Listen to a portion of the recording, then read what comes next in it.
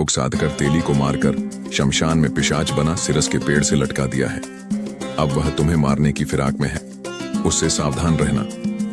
इतना कहकर देव चला गया और राजा महल में आ गया। राजा को वापस आया देख सबको बड़ी खुशी हुई। नगर में आनंद मनाया गया। राजा फिर राज करने लगा। एक दिन की बात है कि शांतिशील नाम का एक योगी राजा के पास दरबार में आया और उसे एक फल देकर चला गया। राजा को आशंका हुई कि देव ने जिस आदमी को बताया था कहीं यह वही तो नहीं है।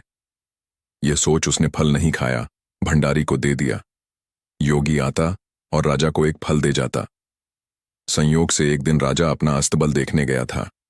योगी वहीं पहुंच और फल राजा के हाथ में दे दिया। राजा ने उसे उछाला तो वह हाथ से छूटकर धरती पर गिर पड़ा।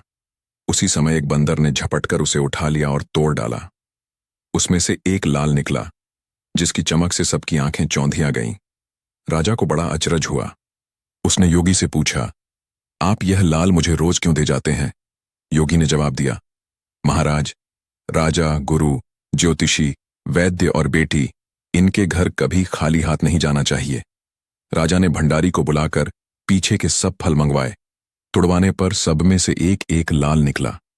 इतने लाल देखकर राजा को बड़ा हर्ष हुआ। उसने जौहरी को बुलवाकर उनका मूल्य पूछा। जौहरी बोला, महाराज, ये लाल इतने कीमती हैं कि इनका मोल करोड़ों रुपयों में भी नहीं आंका जा सकता। एक एक लाल एक एक राज्य के बराबर है। यह सुनकर राजा योगी का हाथ पकड़कर गद्दी पर ले गया। बोला, योगीराज, आप सुनी हुई बुरी बातें दूसरों के सामने नहीं कही जाती। राजा उसे अकेले में ले गया। वहां जाकर योगी ने कहा, महाराज, बात यह है कि गोदावरी नदी के किनारे मसान में मैं एक मंत्र सिद्ध कर रहा हूं। उसके सिद्ध हो जाने पर मेरा मनोरथ पूरा हो जाएगा। तुम एक रात मेरे पास रहोगे तो मंत्र सिद्ध हो जाएगा। एक दिन रात को हथियार बांधकर तुम अकेले मेरे पास आ जाना। राजा ने कहा, अच्छी बात है। इसके उपरांत योगी दिन और समय बताकर अपने मठ में चला गया। वह दिन आने पर राजा अकेला वहां पहुंचा। योगी ने उसे अपने पास बिठा लिया। थोड़ी देर बैठकर राजा ने पूछा, महाराज, मेरे लिए क्या आज्ञा है? योगी ने कहा, राजन, यहां से दक्षिण दिशा में 2 कोस की दूरी पर शमशान में एक सिरस के पेड़ पर एक मुर्दा लटका है। उसे मेरे पास ले आओ, तब तक मैं यहां पूजा करता हूं। यह सुनकर राजा वहां से चल दिया। पाठ। बड़ी भयंकर रात थी। चारों ओर अंधेरा फैला था। पानी बरस रहा था। भूत प्रेत शोर मचा रहे थे। सांप आ आकर पैरों में लिपटते थे। लेकिन राजा हिम्मत से आगे बढ़ता गया। जब वह शमशान में पहुंचा तो देखता क्या है कि शेर दहाड़ रहे हैं, हाथी चिंघाड़ रहे हैं, भूत प्रेत आदमियों को मार रहे हैं। राजा बेधड़क चलता गया और सिरस के पेड़ के पास पहुंच गया। पेड़ जड़ से फुनगी तक आग से दहक रहा था। राजा ने सोचा, हो न हो यह वही योगी है जिसकी बात देव ने बताई थी। पेड़ पर रस्सी से बंधा मुर्दा लटक रहा था। राजा पेड़ पर चढ़ गया और तलवार से रस्सी काट दी।